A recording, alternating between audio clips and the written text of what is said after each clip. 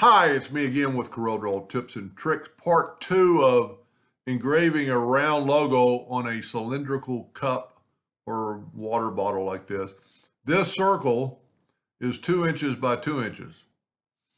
This one is 2 inches by 2.21 something. It's still not perfect, and you could probably tweak it a little bit more. And I shared an Excel file, and I will share it if you didn't watch that one, if you watch this one. I mean, this one is a lot better round than this one. I mean, this one looks like an egg. So what I did, I drew 2 circles, and I made them 2 inches with my ratio locked. And then I made a duplicate, and I'm going to change this one in just a second with my ratio unlocked. I'm going to go to Excel. My diameter of my logo, and I'll put my email at the bottom of this video, and if you'd like to have this, just ask and I'll send you this Excel file. I found that probably the circumference is a lot easier to measure. So this bottle was 9. The label or the logo was 2. So you need to stretch it out 2 point. And what you can actually do is copy this maybe. Yeah. Copy that. Go back to Corel. And you don't want to, you want to stretch it this way. So we're going to go this way.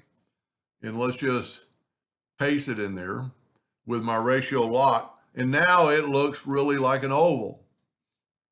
But when you engrave it going around that bottle, it's going to look more like a circle. It's probably not perfect. The curvature of the bottle, I could, a little bit off maybe. You could, I've never had really done this with tape. And I had an old bottle that had some writing on it, so I just taped it over. So you might want to try it on try your logo on some tape and just engrave it really, really light. And I actually maybe went a little bit deep. I haven't pulled the tape off yet, but it doesn't matter. So, and then when you do it in your water bottle, go ahead and group those two together and rotate them.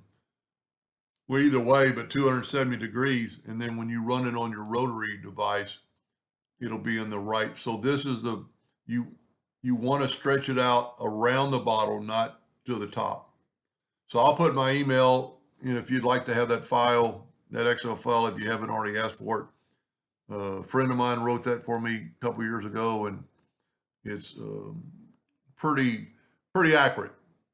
Anyway, hope that helped a little bit. Thank you for watching.